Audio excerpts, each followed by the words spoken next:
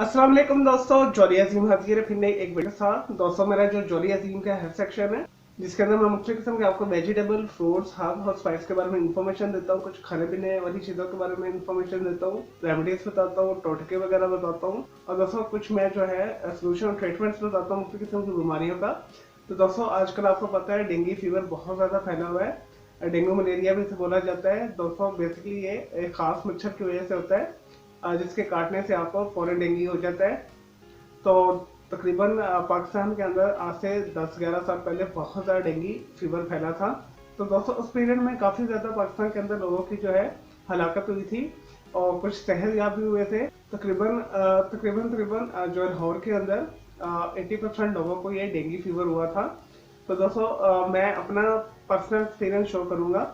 मुझे भी बहुत शदीद किस्म का जो है डेंगू फीवर हुआ था, बहुत तेज़ बुखार हुआ था, दिल खराब होता था साथ में। और दोस्तों जिस्म के ऊपर रेड स्पॉट पड़ गए थे, जॉइंट में मेरे बहुत शदीद दर्द होते थे।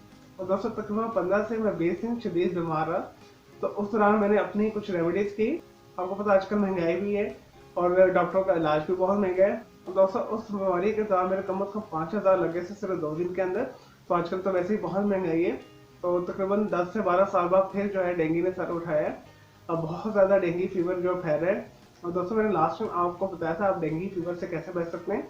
तो मैं लिंक डिस्क्रिप्शन बॉक्स के अंदर मैं डाल दूंगा, तो आप वो मेरी वीडियो देखिएगा जिसमें मैंने आपको तुलसी, न्यासबो के पौधे और नीम के दरख्त के बारे में इंफॉर्मेशन दी थी कि अगर आप लगाएंगे तो आपको डेंगू फीवर नहीं होगा। चलो दोस्तों बगैर टाइम तय किए इसकी रेमेडीज की तरफ आते हैं। तो दोस्तों सबसे पहले तो हमारा जो प्राइम मिनिस्टर का डायलॉग है, आपने घबराना नहीं है। तो खुदा न खास्ता अगर आपको डेंगू फीवर हो गया है तो दोस्तों बजाय बाहर धक्के खाने के, मुख्तलिफ किस्म के इलाज करवाने के, तो आप घर के अंदर ही बहुत आसानी के साथ इसका इलाज कर सकते हैं। दोस्तों आजकल छीप जो कच्चे सेब आए जिसे गाचे सेब भी बोला जाता है, आपने 3 अदर सेब लेकर उसका जूस निकालना है और तकरीबन ये 200 मिलीलीटर के करीब बनेगा। दोस्तों आपने 2 गिलास जो है सेब का जूस पीना है और दोस्तों उसके अंदर आपने एक अदर जो लेमन जूस निचोड़ लेना है। और अगर पॉसिबल हो तो आपने 3 गिलास पीने सुबह दोपहर शाम। और दोस्तों आप सस्ते के अंदर अपने डेंगू जो है फीवर का इलाज कर सकते हैं। और डेंगू का फीवर का जो स्पेल है 10 से 15 दिन होता है या मैक्सिमम 20 दिन होता है। आपका अगर इम्यून सिस्टम स्ट्रांग होगा तो आप इसके अगेंस्ट फाइट करेंगे। और दोस्तों अगर आपका इम्यून सिस्टम स्ट्रांग नहीं है तो आपके वाइट सेल्स जल्दी से खत्म हो जाते हैं। और दोस्तों सेब और लेमन जो है एंटीऑक्सीडेंट है, एंटी बैक्टीरियल, एंटीवायरल है। और दोस्तों इसके अंदर बहुत सारे ऐसे अज्जा पाए जाते हैं जो डेंगू फीवर के खिलाफ जो मुदाफियत पैदा करते हैं। तो मेरा पर्सनल एक्सपीरियंस है। और दोस्तों मैंने दिन रात यही सेब का जूस और लेमन का जूस मैंने इस्तेमाल किया। तो मैंने जैसा कि मैंने आपको बताया 15 से 20 दिन के अंदर मेरी तबीयत बिल्कुल ठीक हो गई थी। मेरी तबीयत बहुत ज़्यादा ख़राब हुई थी, मेरे भी वाइट सेल्स बहुत कम हो गए थे। अगर दोस्तों अगर आपके घर के अंदर जूसर ब्लेंडर है तो आपने उसके अंदर निकाल लेना है और कोशिश करना आपने इसे छिलके नहीं उतारने, आपने छिलके समेत जो है इसे जो है इसका जूस निकालना है।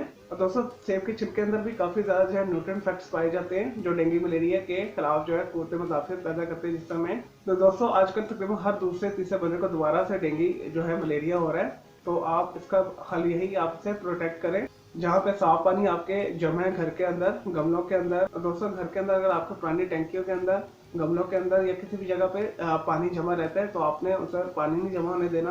और दोस्तों घर के अंदर जगह जगह आप पुदीने के पौधे और तुलसी के पौधे जिसे न्यासबो बोला जाता है वो रख दें।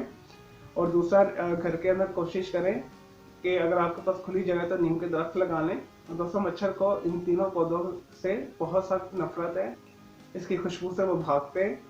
और मैंने आपको प्रोटेक्शन बता दिए और बहुत आसान मैंने आपको हल बताया।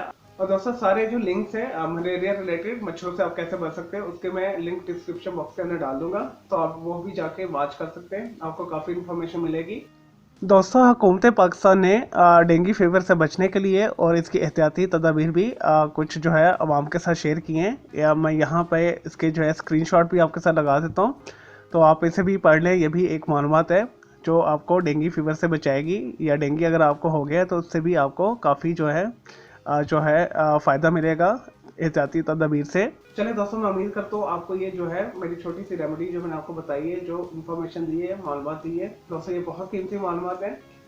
और डेंगू ऐसा बुखार है जो 2 से 3 दिन के अंदर ही आपकी मौत वाक़ई हो जाती है। इस वजह से आपने एहतियात करनी है और आपने घबराना नहीं है। आपने ये रेमेडी करनी है, आपने ये टोटका करना है। मेरे इस वीडियो को आपने लाइक करना है, कमेंट्स करना है, शेयर करना है। मेरा दूसरा चैनल है ग्राफिक्स एंड आर्ट्स का कलर क्लॉड के नाम से, आपने उसे भी सब्सक्राइब कर लेना है। तो दोस्तों मेरे दोनों चैनल के बेल आइकॉन को जरूर क्लिक करना है ताकि आपको लेटेस्ट अपडेट्स और नोटिफिकेशन मिलते रहे। मुझे इजाजत दें। ओके जी, अल्लाह हाफिज़, टेक केयर।